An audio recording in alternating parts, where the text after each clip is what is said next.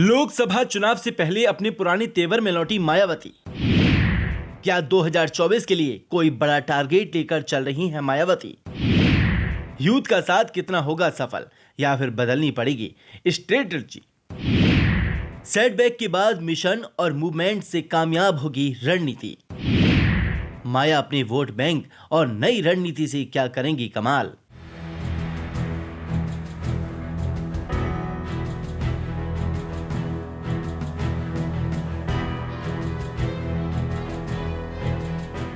BSP supremo Mayawati ने 2019 के लोकसभा चुनावों के बाद से ही एक अजीब सी खामोशी ओढ़ रखी थी। फिर 2022 के विधानसभा चुनाव से पहले मायावती का पूरा फोकस दलित और ब्राह्मणों पर था, लेकिन चुनाव में एक सीट पर सिमट कर रह गई बीएसपी के अस्तित्व पर ही खतरा आ गया। मायावती ने लगातार चुनावों में मिली हार से बड़ा सबक लिया। इन 5 सालों में उन्होंने देश के सबसे ज्वलंत मुद्दों पर सार्वजनिक रूप से अपनी राय रखने से अक्सर परहेज ही किया है, क्योंकि उनका पूरा मकसद पार्टी को नया मुकाम देना था। लेकिन अब 2024 के लिए मायावती ने अपना गेम प्लान तैयार कर लिया है। मायावती ने पार्टी में युवाओं को तरजीह देने के लिए पार्टी की कमान बहुजन समाज में तेजी से लोकप्रिय हो रहे युवा चेहरे आकाश आनंद को सौंप दी है। जब से आकाश आनंद ने बीएसपी के नेशनल कोऑर्डिनेटर का पद संभाला है, तब से बड़ी संख्या में युवा वर्ग बीएसपी से जुड़ रहा है। दरअसल मायावती की रणनीति संगठन में ज्यादा से ज्यादा युवाओं को जोड़ने की है। यही वजह है कि मायावती ने पार्टी के सभी कमेटी में 50% युवाओं की जगह रिजर्व कर दी है। इसके अलावा बीएसपी लोगों से ज्यादा कनेक्ट होने के लिए अपनी पुरानी रणनीति चलो गांव की ओर पर भी तेजी से काम कर रही है। अगर ये नई रणनीति काम करती है तो मायावती अपने मिशन और मूवमेंट की योजना में सफल हो जाएंगी, जिसके बाद विपक्षी खेमे में उनका हाथी सबसे आगे होगा। इसी वजह से देश भर की विपक्षी पार्टियां उनकी छोटी से छोटी मूवमेंट पर भी पैनी निगाहें गड़ाए हुए हैं। इसकी बानगी भी अब दिखने लगी है। मायावती को अपने साथ मिलाने के लिए सभी पार्टियां उतावली हैं, चाहे वो कांग्रेस हो या फिर जेडीयू, आरजेडी या फिर तेलंगाना से मोदी के खिलाफ ताल ठोक रहे सीआर हो। हर कोई अपनी चुनावी रणनीति में मायावती को अपने साथ लेना चाहता है, लेकिन जमीनी हकीकत तो ये है कि दलित, मुस्लिम और अति पिछड़ा वोट बैंक की बुनियाद ही मायावती की सबसे बड़ी ताकत है। दलित मुस्लिम वोट बैंक को एक बार फिर अपने पाले में खींचने के लिए मायावती ने जो प्लान बनाया है, उसके गहरे सियासी मायने निकाले जा रहे हैं।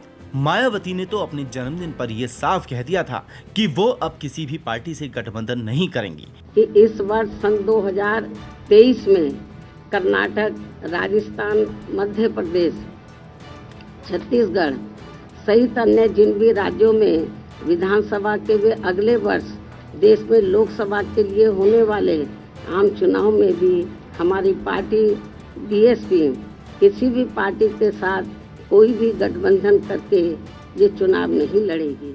इसी प्लान से इंस्पायर होकर अखिलेश यादव ने भी बिल्कुल साफ कर दिया कि अब समाजवादी पार्टी यूपी में लोकसभा चुनाव से पहले किसी और पार्टी के साथ गठबंधन नहीं करेगी। लेकिन राजनीति में आम लोगों को वो खेल नहीं दिखता जो पर्दे के पीछे चल रहा होता है, जिसका असर उन्हें सीधा शतरंज के खेल में दिखता है। इसी पुरानी रणनीति के साथ मायावती ग्राउंड में उतर चुकी हैं। साल 2019 के चुनाव के बाद से बीएसपी पर जैसे मानो ग्रहण ही लग गया था। वोट परसेंटेज में तेज गिरावट देखने को मिली थी, जिसके बाद मायावती ने कमबैक करने का ठान लिया और चुनावों में मिली हार से बड़ा सबक लिया। और अब मायावती ने अपनी पूरी रणनीति तैयार कर ली है, जिसके चलते बाकी पॉलिटिकल पार्टी बीएसपी के साथ जुड़ना चाहती हैं। शायद इसलिए 2024 की सियासी जंग जैसे जैसे नजदीक आएगी, बीएसपी के लिए अपने दलित और मुस्लिम वोट बैंक के लिए ज्यादा से ज्यादा काम करना है।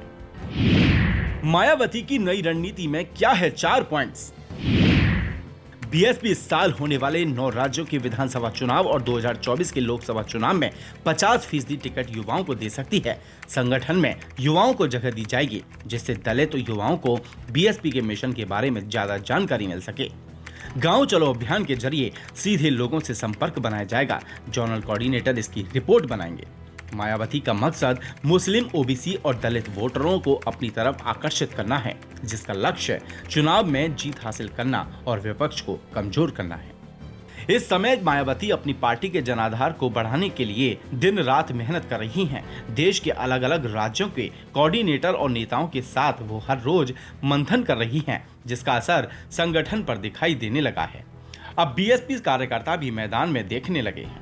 अपने वोट बैंक को और मजबूत करने के लिए मायावती जिस रणनीति पर काम कर रही हैं, उससे साफ नजर आ रहा है कि अब मायावती अपने पुराने तेवर में आ गई हैं, उसी तेवर में जिसके लिए वो जानी जाती हैं।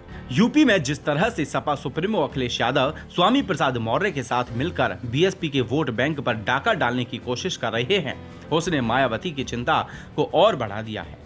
तो वहीं दूसरी तरफ बहुजन समाज के युवाओं की पहली पसंद चंद्रशेखर आजाद बनते जा रहे हैं, जिनको अखिलेश यादव के साथ कांग्रेस का भी पूरा समर्थन है। ऐसे में दलित और पिछड़े वर्ग के वोट को लेकर मायावती के खिलाफ पूरा एक चक्रव्यूह रचा जा रहा है। ऐसे में मायावती के सामने सबसे बड़ी मुश्किल अपने वोट बैंक को बनाए रखना है। ऐसे में ये देखना दिलचस्प होगा कि बीएसपी को मायावती के इस नई रणनीति से क्या और कितना फायदा होगा। युवा शक्ति मिशन के जरिए मायावती ने 2024 में होने वाले लोकसभा चुनाव के रण को जीतने को जो प्लान तैयार किया है, उस पर आपकी क्या राय है, हमें कमेंट बॉक्स में जरूर बताएं। राजनीति से जुड़ी ऐसी वीडियोस को देखने के लिए हमारे चैनल पॉलिटिकल जंक्शन को जरूर सब्सक्राइब करें।